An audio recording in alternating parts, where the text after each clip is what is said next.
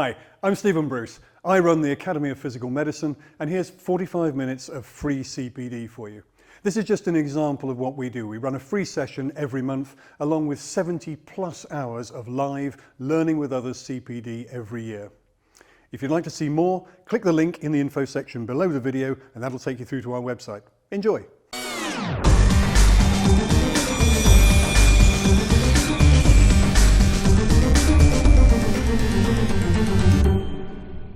So I have got the wonderful Gilly Woodhouse back in the studio with me today so that we can talk about how to recession-proof your business. Gilly, thank you for coming up. My pleasure. It's a I very had nice to rush drive. up here from one of your Q&As this morning, I gather. So, I did.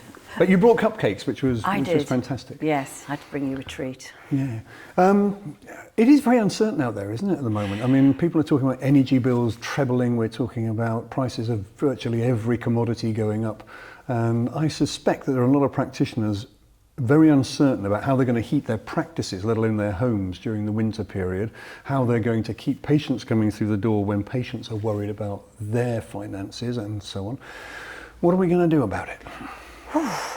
Well, I think we've got to keep positive despite all the bad news, which is easier said than done. Yeah. But, you know, you and I have been around the recession block a few times. And I know, I've been around the block a few times. I'm not sure I like that comment. well, I know you're younger than me, but but we know that it's cyclical, and we know that things always get better again. This is one of the worst we've had, I think. It's not one of the worst yet, but I think people are worried that it'll be one of the worst we've had because it's unusual, isn't it? We've got a war going on in Europe. Yeah.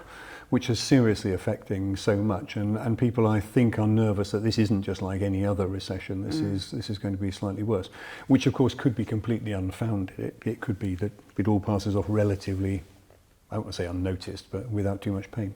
Yeah, but I think just trying to keep a positive outlook throughout it all, and keep our eyes on where opportunities are, because I think in every recession there's always opportunities for growth. Or for something new. Okay. And it's just keeping an eye on that, listening to what people are talking about, and just thinking, what else can we do that would support them? Yeah. So what are sort of problems that you think are going to arise that people are worried about facing, realistically or otherwise? Yeah. Well, there is that increase in costs that is going to be worrying people. And I think that's where we need to start now, looking at all of our costs in our business. Where can we save some money without damaging the business? I think that's the critical bit. I certainly encourage clients to go through their statements every quarter and say, is this cost here absolutely critical to my business, or can it go? And be forensic about going through all of those things. Do you know, that's one of those things which it sounds like a statement of the blindingly obvious, but I don't know about other practitioners, but it's one thing I hate doing is going through bank statements. You know, fortunately I've got a very conscientious wife and a very, very scrupulous bookkeeper, and both of them sort of go through this and ask me what the hell I'm spending money on at the end of every month, not quarter. Oh, wow. And yeah, but there's some things here that we can't change, aren't there? We are going to have bigger energy bills at the end of the year, at the end of the next quarter, and so on. And regardless of whether our next Prime Minister decides to freeze energy prices or not, I think they are going to be higher. And there's not much we can do about that, is there? No. So you've got a list of things here which are common recession problems. Run us through those. What are these other problems, and how are we going to fix them? Yes, so not being proactive, so not being open-minded to what's going on and seeing what we can do, because we can get stuck in a cycle of what we can't do, or what's bad and what's going wrong. I think if we can try to step above that and just go, where are my opportunities? Where can I make a better difference than I'm already doing? What else can I do? What else do people need? You deal with, obviously, I didn't introduce you properly, did I? I just assume everybody knows who Gilly Woodhouse is. I mean, you run Osteobiz, which is designed around helping osteopaths to promote their practice, but of course you also work with chiropractors because the businesses are virtually identical. Yeah, clinics generally. Yeah, but I would say that you probably deal with a fairly select audience, don't you? Because you're already dealing with people who want to promote their businesses and make their businesses get better. Do you get a sense that there are people out there who perhaps are saying, oh my God, it's all doom and gloom, and they will sit back and let the doom and gloom happen? Yeah, I think that's highly likely to be happening. Yeah. Of course, it's easier said than done to be proactive, isn't it? Because they'll be sitting there thinking, well, what can I do? I can't do anything about the energy prices. So I suppose you can close the door more often to stop the hot air going out and things like that. But there's a limited amount you can do to save costs on energy. Yeah. And in order to pay the energy bills, you've got to fill your books with customers. Now, if your books are already full, I guess then your choices are limited as well. You can only increase prices, can't you? Yeah, and that's certainly something that I'm recommending right now, because I think if you try to raise your prices in the bottom of a recession, you'll struggle. Yeah. That's when things, potentially going to be biting hardest. So. How do you sell that to customers? I'm using the word customers because I'm thinking this is a simple business equation. I know that we have patients, not customers, but how do you sell it to them? Because won't they think, my God, this is really insensitive of you when you know that we're all struggling, that you're now increasing your prices? Well, we don't know that they're all struggling, but everyone's going to be paying a bit more out, yes. Yeah. But equally, it's still difficult to get into the National Health for care in this country. Yes. And so as long as the marketing's good and people understand they can get seen and they can get better for probably less than 200 odd quid, yes, then it's a bargain. Yeah. But that point you just made, I think, is quite important. There's a real tendency for us to assume, regardless of the recession, there's always a tendency to assume that if we increase prices, patients, customers are going to resent that and say, why are you doing this? But of course, every business increases prices. And it's not necessarily the case that all our patients are going to say, well, that's rude, that's insensitive, we can't do it. And you can always, can you make exceptions for some people who are struggling, or is that bad practice? Yes, you can on an individual basis. If you know Mrs. Smith's struggling, you can say, look, it stays the same for you. But, I always bring it back to look at the cost of the tattoos on their arms or the handbag dangling off their arm. And, people do still have money. Yes. And they're choosing where they spend it. And if they want to get out of pain, then the quickest option is to come and see you guys. I think I'm not sure if it was during the last recession or sometime similar to that, but I do remember talking to somebody who analysed your cupcakes are making me cough. Who'd analysed people's spending practices, and they'd found that people were still spending on domestic luxuries, on things that made them feel better, even though other things, perhaps what people might regard as more sensible things, were having to bear the brunt of the financial difficulties. And so I suppose you've got to convince them that your health care is as important as your nails or your tattoo or your handbag or your... I'm trying to think of the male equivalent of all these things. It's very true. And I've put up clients' prices with them many hundreds of times now, over almost a decade. And no one has ever come back to me and said their patients had a fit. No one. Well, I'll try and move that, but it won't do it. It's always the fear that the patients are going to leave. Yes. Or they're going to be more expensive than the guy down the road. Yeah. But actually, differentiating your price is the best thing you can do. Because otherwise, what do you mean by differentiating your price? Being perhaps a little bit more than everyone else around you. So someone came to me the other day and said, everyone around here is charging 40 or 45 quid, so I'm stuck. And I said, well, not necessarily. You don't have to do what they're doing, because otherwise we have a race to the bottom. And then we do. And one of your things on here about recession problems is reducing fees, isn't it? Yeah. Trying to be nice to your patients. Yeah. Which might actually be a kick in your own teeth. Exactly. You've got to think you must provide a good income for your family. That's what you're in business for. We've had a couple of comments come in here. Carmel says that in her practice they negotiated or renegotiated their utility bills increased rates by 10%, I think she means fees there, invested in an infrared heater, and they buy in bulk from Costco now for the winter. So clearly thinking ahead, Yeah, well done. which is good thinking on Carmel's part. Yeah. And is one example of how perhaps we can try and build a bit of a cushion in, isn't it? I'd like to know how well she got on with renegotiating their utility bills and how open the companies are to renegotiating. But perhaps you can come back in and give us some more information. Nick says he wonders if more osteopaths, or chiropractors of course, joined forces, it would be a good time, or all allied healthcare practitioners for that matter.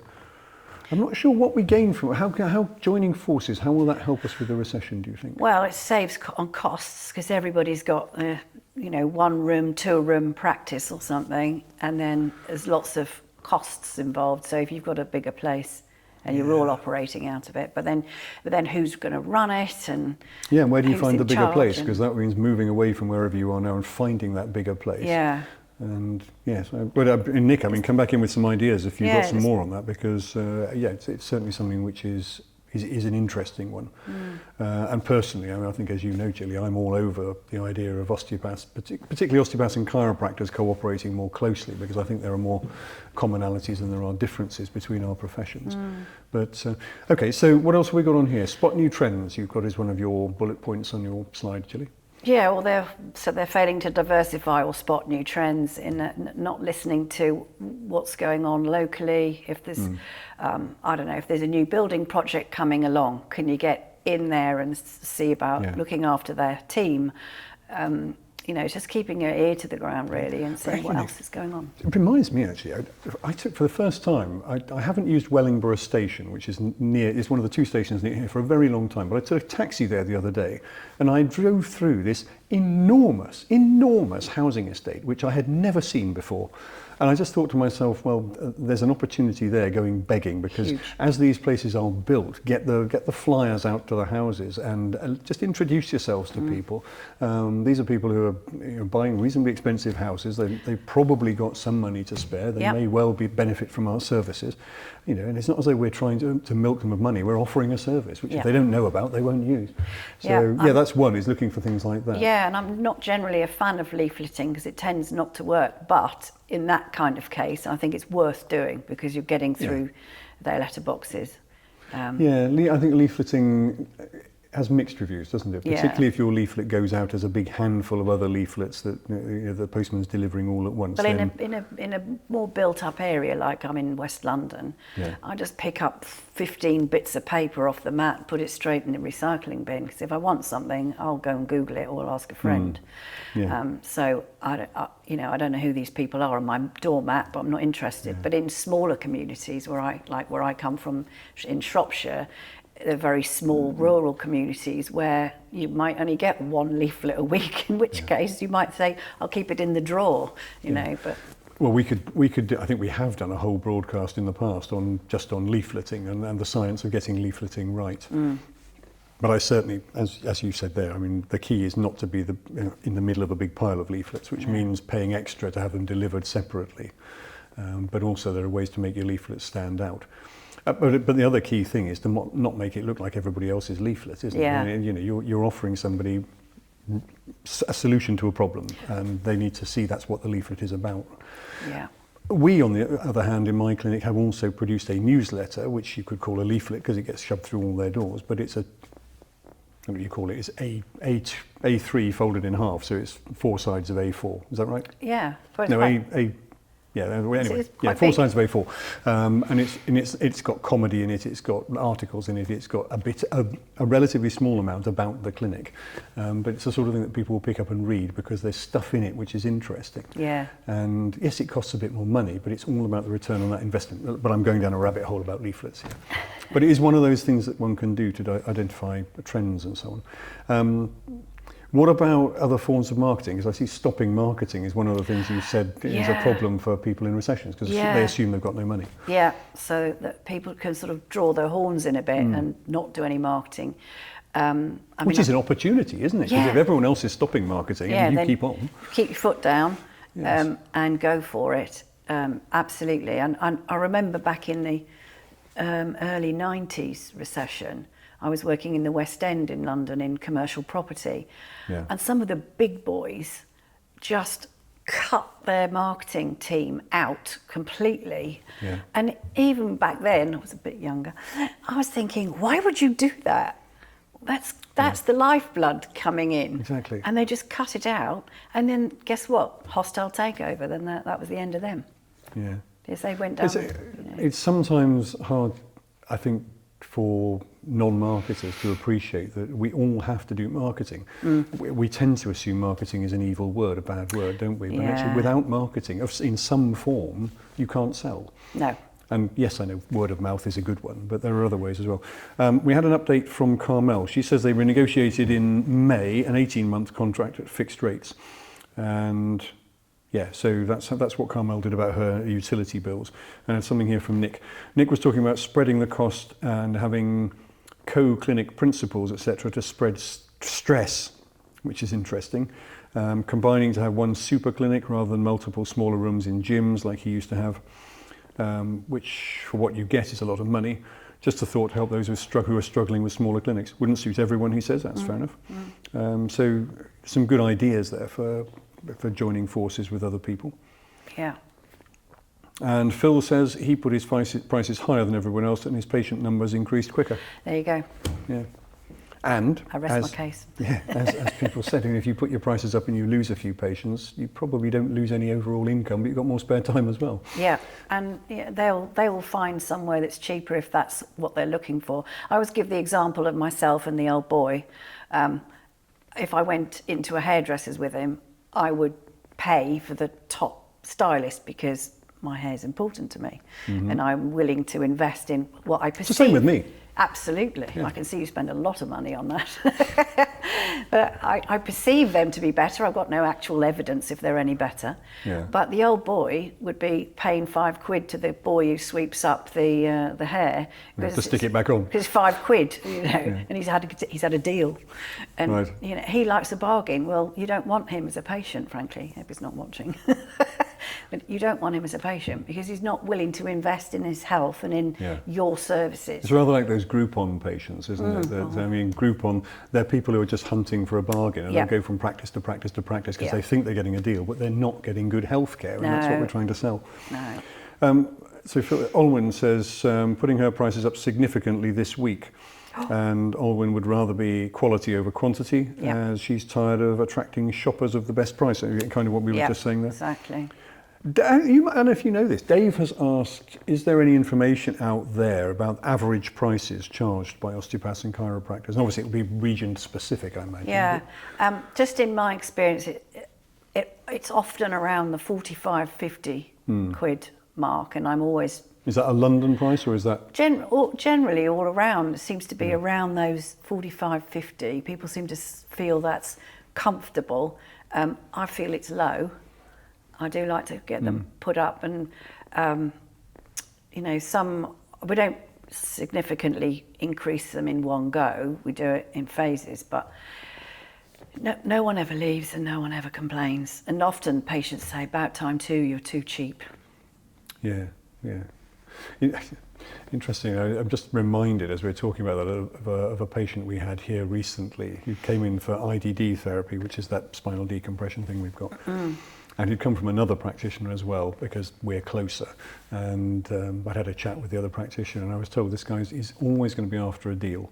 And true enough, he saw two of the machine operators, and both of the times it was, how much are you going to knock off? And he was arguing for £3 off the price, and one of the practitioners was almost tempted to say, well, here's the £3. But in the end, they had to say they had no control over our prices. It was set by the principal.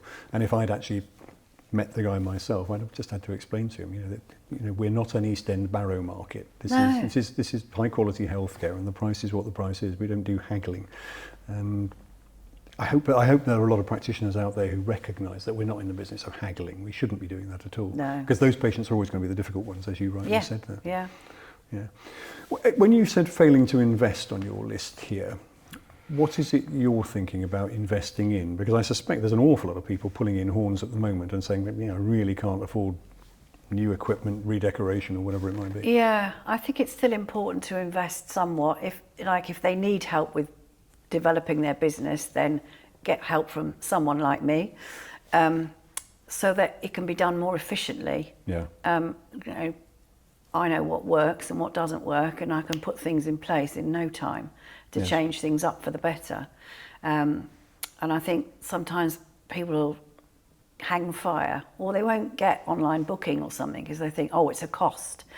But it isn't actually. It is an investment, and it, you know, the payback is huge. But it's sort of understanding that you still need to be investing in your business to make sure it continues to grow. Last thing you want it to do is start shrinking, because as we come out of recession, then you've got to put your foot to the floor to try and catch up.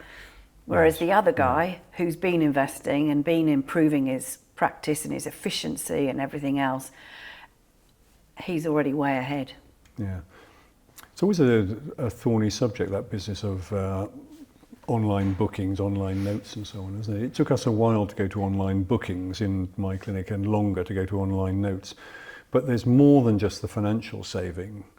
There's the saving in your time and the saving in your stress. And, you know, I still have nightmares about all those bloody filing cabinets full of bits of paper and file covers that are falling apart and so on. Yeah. And the security of the information and all that sort of stuff. Whereas, you know, the online stuff is so much easier. It takes a whole level of stress away, doesn't it? It's unbelievable. And I've got some clients that have 40 years in practice and have gone, oh, I don't really want to do that. And I'm like, really? It's life-changing. Yeah. And they're like, oh, I don't really want to do it. I'm not very good with tech. And it's like, okay, we can help you with that. We'll show you how it all works. Don't worry, we'll set it all up for you.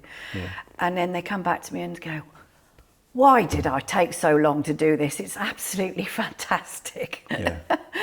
And the patients love it as well. Yes, they do. And my big thing for this is I'm always worrying about Bob at 3 a.m. And if Bob can't get booked on, get some help at 3 a.m. when he's in agony and he's on his phone in his bed, you've lost him. Yeah. He needs to be able to book in. And have that confidence that he's got an appointment. Yeah. You know, because he could probably make an appointment just as easily the first thing in the morning, but he wants to know that now because that will help. Yeah. Just knowing. And that's in the moment when he really needs it. In the morning, he might say, oh, well, it's a bit better this morning, and still not take action. So you've got to catch him, strike while the iron's hot. Yeah. Mike's come back in about osteopath pricing and says that the Institute of Osteopathy did a comprehensive price guide.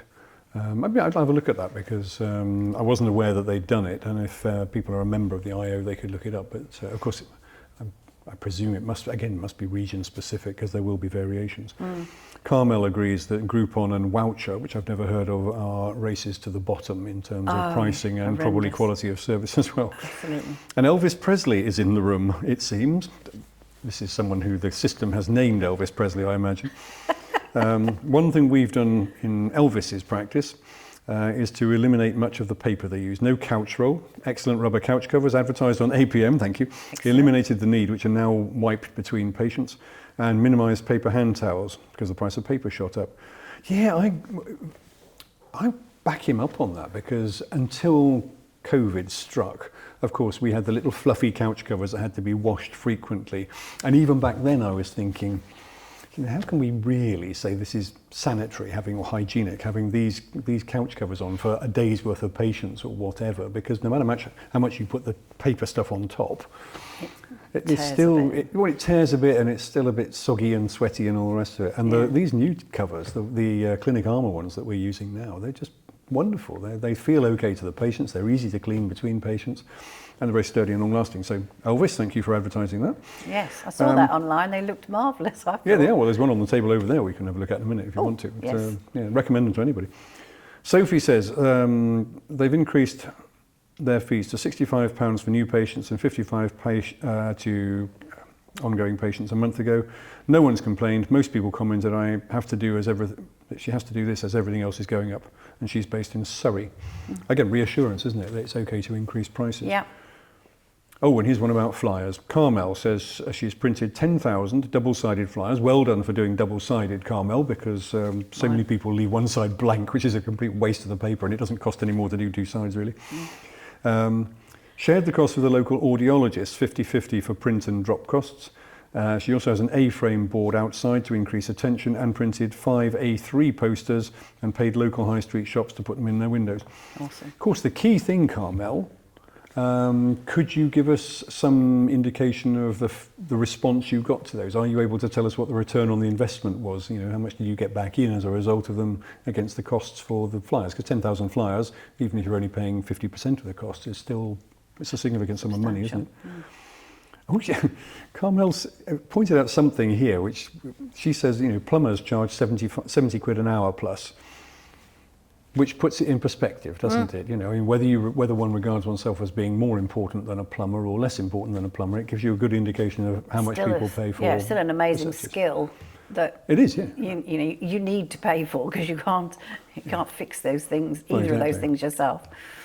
Yeah, the trouble with what we do, of course, is people say, well, it's a back pain, it'll go away, I'll put up with it for a bit longer, whereas if your radiator's leaking, you kind of need somebody right now. So there's an urgency about plumbers which people sometimes ignore in their own healthcare. Right, we've gone through your list there. Any more sort of thoughts on how we do this? And what are the cheapest ways for us to market our services?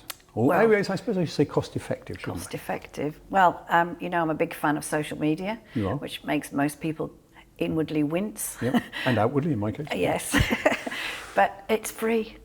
Yeah. It's free and it works. You know. Scares a lot of people though. Yes, it does. And a lot of people that come to me are like, oh no. And then when I go through with them what we're trying to do and how we target people, not just, hello everybody, I can help anyone with anything, that ain't going to work. We target people who specifically groups or age groups or sports or whatever it is.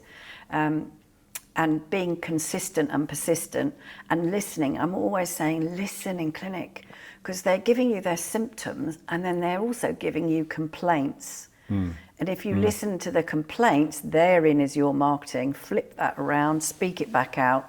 Can't pick up the grandchildren anymore. Had to give up golf. Right? Yeah. I wrote a letter to a GP today about one of our patients, and it struck me because Gus has just written in saying he's thinking about putting his fees up from 50 to 55 quid for a 40-minute appointment. Do it. Well, I was just thinking you should have done this ages ago, Gus, and this is what you would say and everyone else will say. Yeah. Because the cost of gas and electricity are going crazy when he finishes his contract, which is fair enough. But the patient I was talking about, she told me that because of the continuing pain she's in, which I'll admit we haven't been able to fix, she's had to reduce her working hours by about a day a week. So she's gone from 5 to 4. Well, actually, there are people out there who could become patients who will benefit from spending the money on osteopathy and chiropractic and physiotherapy and so on, because it means they can go back to work. And that's probably much more important to them than the 300 quid or whatever it is, because being able to work is going to pay their bills. And that's where your marketing's important, getting that point across to them, because they probably don't understand. Well, number one, they don't understand really what you do anyway, so that's a given. We have to keep banging on about that.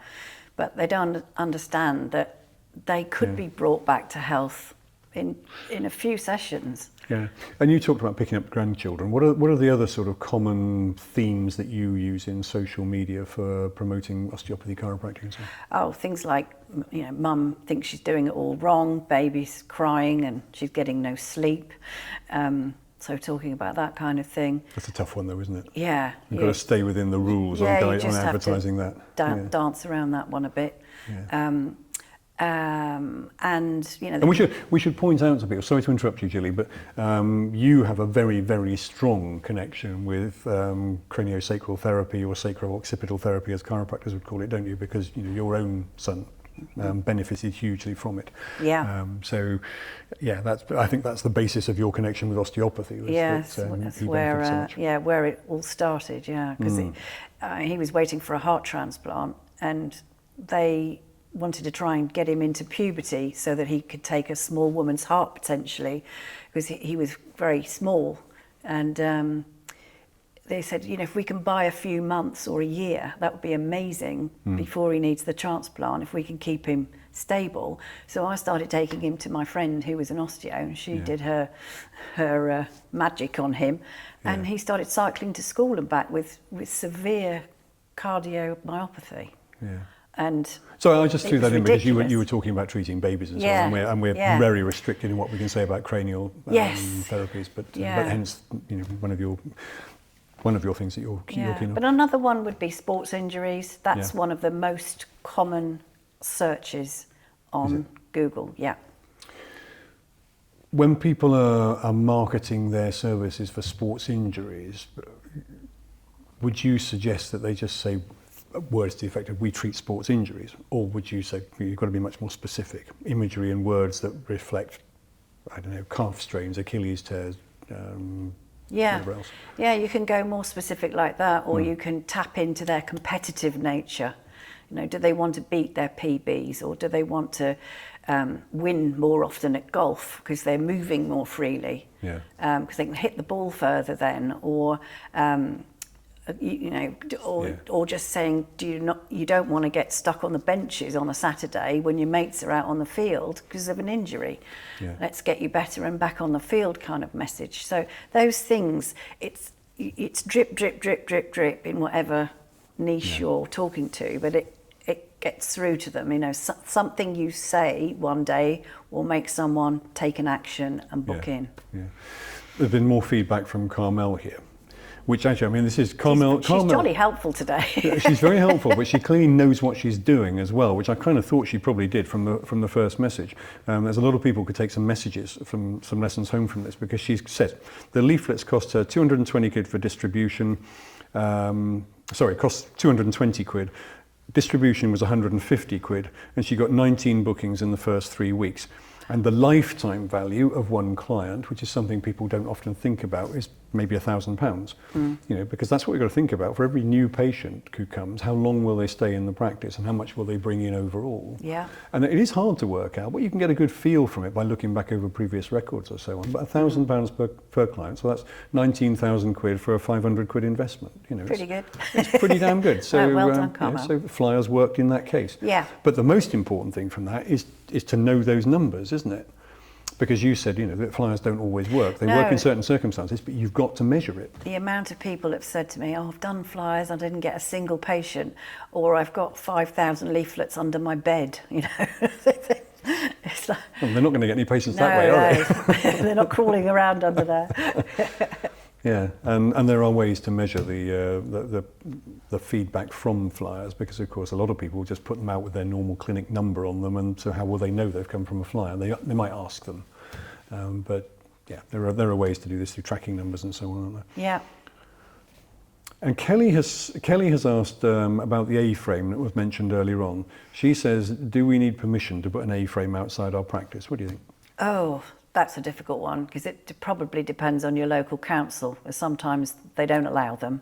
Well, let me put this question to you. If you put an A-frame outside your practice and the local council doesn't like it, what will happen? They will tell you. And what do you do? You take it in. You take it in. I say my advice would be bloody well do it.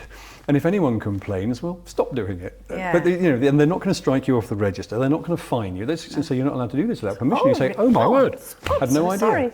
Yes, yeah, I agree with you. But with A-frames, with movable signage, unless it's a serious obstacle to people moving along the pavement, you're probably going to get away with it. Yeah, you need to use your common sense where you put it. But of course, most people are walking with their heads down, so that is the best Unless way. you're a pavement chalk artist to that's write the things other on one. the floor. Sue says, I didn't put my prices up last year because I did the year before and was scared to put them up every year. This now means I could do with putting them up by £5. Yep. Is it better to put it up by £5 in one go, or go for £3 and £2 within a few months between?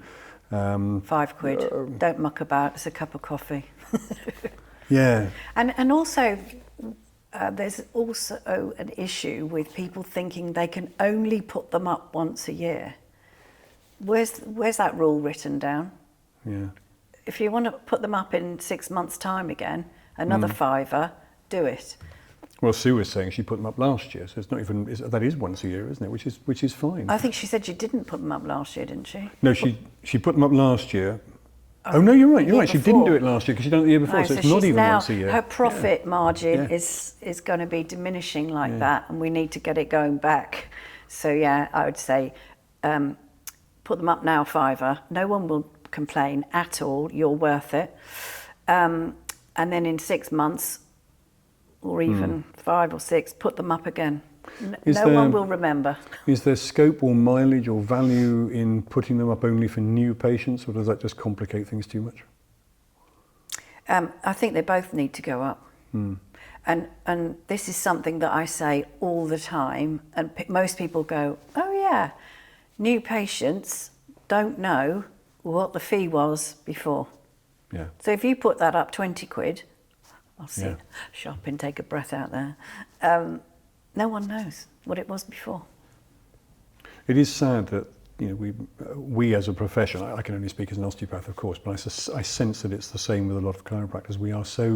We undervalue ourselves to such an extent that we're frightened about even charging the same amount as the local plumber does. Yeah. And what we do is every bit as valuable. I'm not dismissing plumbers for a moment, but I've seen some practitioners charging more for massage than they do for osteopathy. Interesting. I'm like, no. Yeah. What's the effect of that, do you think, in the mind of the potential patient? Yeah, it's going to devalue what that treatment could do for them. Yeah. Because, of course, it's diagnostic and everything else, not just a nice rub down with some sweet-smelling oil. Yeah. Obviously. James says, I'm very concerned. He hasn't made a profit in 3 months. We've seen a drop in patient numbers like no other in 15 years with associates, and we're short-staffed. The price increase has not been as effective. The percentage split model has really come to bite him in the arse now, he says. Interesting. I'm not sure why the percentage split would come to bite him, because presumably as income unless it's too high. Once Oh, you start yes, in going terms of over getting 60% to the associate, you've only got a small amount to play with for your costs. But it seems to me that there's marketing's missing out. I don't know how much it's doing, but marketing's really vital. Like I'm saying, more marketing, more, you know. And, you know, again, I don't know a lot of people. I don't know where James is, and I don't know what marketing James does, and I don't know how familiar he is with the normal online marketing tools. But are people still very nervous about doing Facebook ads, or are Facebook ads the answer, or has it got to be TikTok or whatever the other things are these days? I don't advocate doing ads. No, I think the methods that I've worked out over the years work really, really well.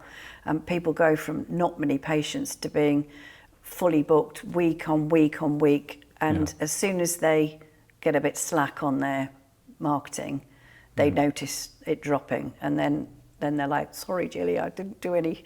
So how do you reach a wide, I don't think we're going to give away all the secrets of what you do for a living, but how do you reach a wider audience if you're not using ads? Because presumably you can only send posts to people who are already in your group. Like your page, yeah. And Facebook controls who sees posts a bit these days, doesn't it? So not everybody will get those posts. No. Is that right? So I've got lots of different tactics for that, but yeah, you can reach into community groups and all sorts of things to get that post in front of more eyes. You know, I've just done a 5-day Facebook challenge, which I do periodically, just a free thing, and it's surprising. You know, one girl up in Anglesey got one of her posts in front of 14,000 people. I think there's more sheep than people in Anglesey, so I was quite surprised. But yeah. You sure it was people, not sheep, that saw the post? Maybe it was sheep that saw the post. Well, still they all need treatment, don't they? Dave says, I'm still doing follow-ups at 50 quid for 30 minutes, and it looks too low now. He's based in London. Yes. We've had Elvis Presley, now we've got Cliff Richard. Oh, Cliff. Cliff says, how does Gilly feel about asking for deposits at the point of booking, either and particularly online, but also on telephone, particularly for new patients? I think I wouldn't bother taking a deposit. I would take the whole thing. So, and this is the complete opposite of my advice BC, before COVID, when I used to say I think it's off-putting to have to pay, book and pay. But now you can't even get a pizza delivered without booking and paying for it before it's even made for you. So we've all been retrained in the last couple of years. So book and pay works perfectly. And it is one of the marvellous things about online booking systems, isn't it? That there's no human intervention here. There's just, you get to a bit that says pay now, and you do. Okay. I can understand people feeling more awkward about it when it's a telephone call and you're having to say pay, but actually patients don't mind, do they? They expect it. Well, it just saves them time when they come into the clinic. So when they're done, and the nice thing is, it's often the bit at the end of the appointment that practitioners find a bit uncomfortable. Well, that takes that away. It's already done. Yeah. Somebody who the system is calling Irvbox says that Google... Oh, Irving. Irving, right. He says Google and Facebook bring him 66% of his business. Pretty good? Yeah. Because there will be those people in the audience who are saying, no, it's all word of mouth, it's the only thing that matters. But actually, particularly if it's free marketing that you can do through the other systems, it can't detract from your business, can it? An online word of mouth is like high-speed word of mouth. It works even better. Yeah. The people in the corner shop, because there aren't many corner shops anymore. So and Facebook in particular. As you said, everyone's walking around face down, and they're all online every minute of the day. Yeah. Carmel says additional reviews. She's really active today, isn't she? Thank you, Carmel.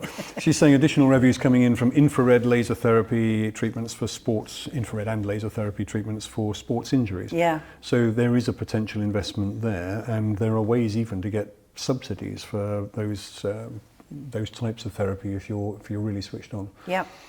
I don't know if I can go into that because Claire, my wife, is far more expert than I am about how you raise money for these things. But sometimes you don't have to pay up front, or you don't have to pay all of the cost or whatever else. And of course, people look for those things, don't they? Sportsmen are looking, sportsmen as well, for infrared, or they're looking for laser because they think that's the answer to all their problems. And probably their mates are talking about they've had some treatment and it's worked. Yeah. So that could work very, very well, and it's great for your hands because you're not doing quite so much hands-on. Rob Shanks speaks, who I value very highly as an osteopathic business advisor in London. He's got a couple of IDD machines in his practice, but he's also got a tech arm machine, and he says he rates that as being even better than any of these other machines for the healing process. Yeah. And not least, he says, because it actually warms you up as well, and people value being able to feel something happening, which with laser you don't always feel.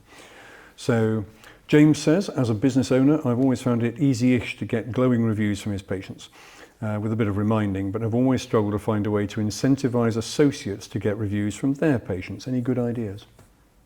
Make it a competition. Loser buys all the coffees. Yeah. Or whatever. It could be as small as that, or it could be loser buys dinner.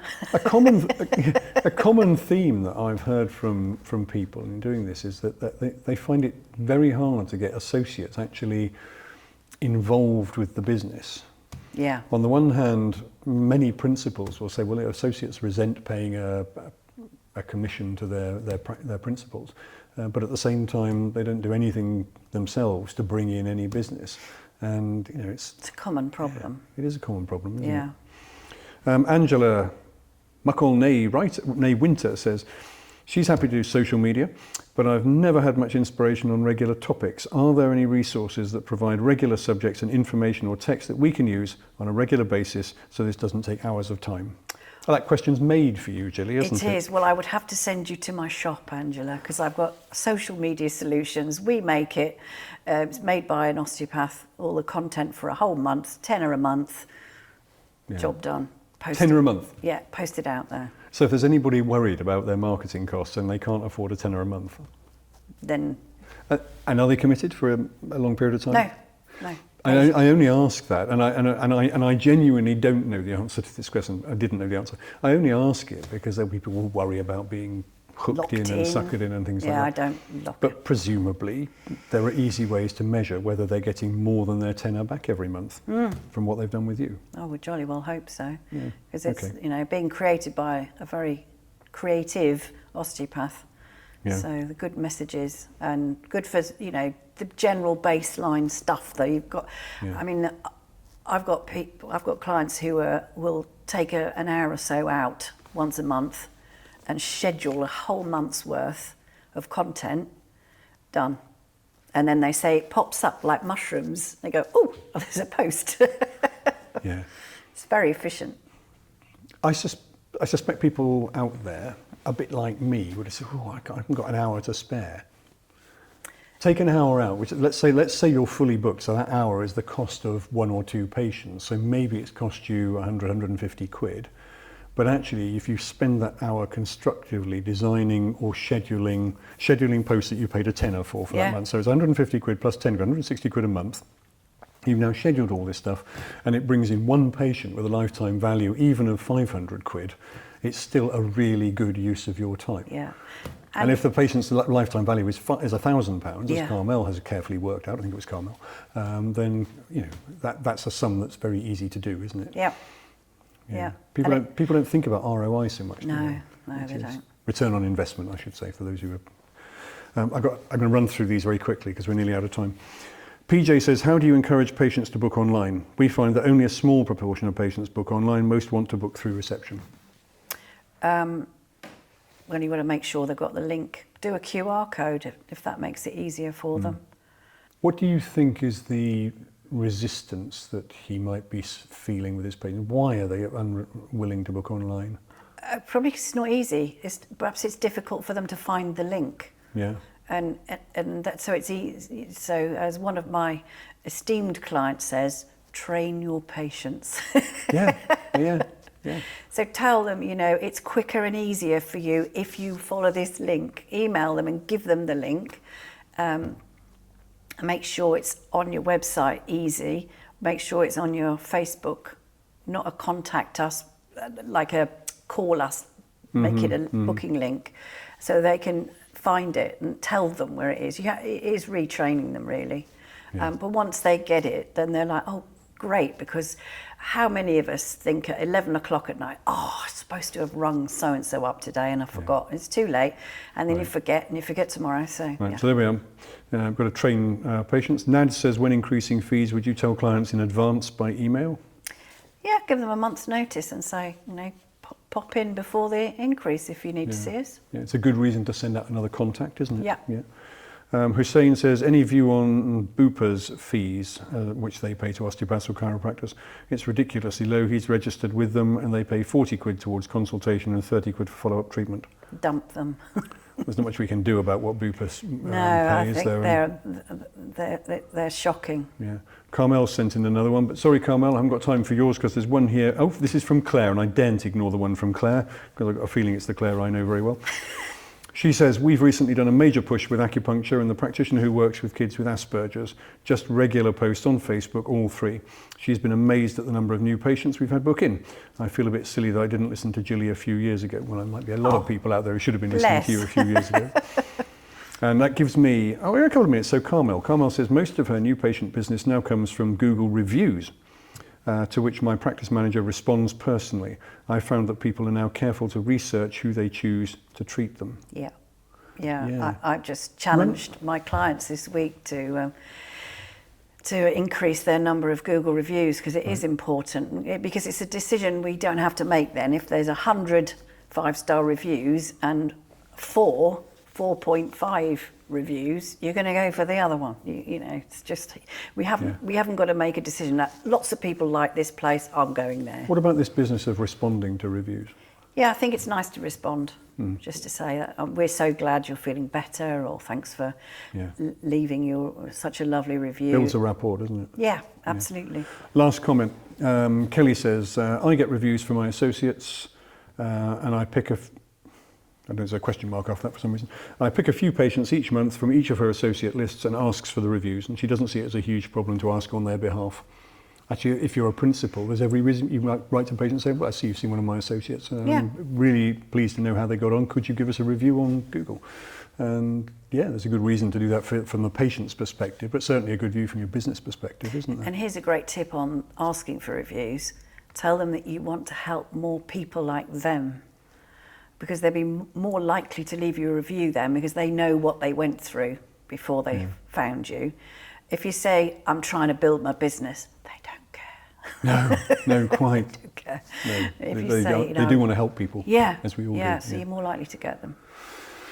Time has flashed by, Gilly, as it always does. I've been told, I always get quite excited when you and I are talking here because, it's, I love these conversations, Yeah, and it's me nice too. to talk about business building once in a while rather than pure healthcare matters. That's it for now. I hope you've enjoyed today. I hope you've got some benefit from it, and I hope it's eased your fears about the looming recession, if that's what happens, and I look forward to seeing you on one of our future programs. Good afternoon.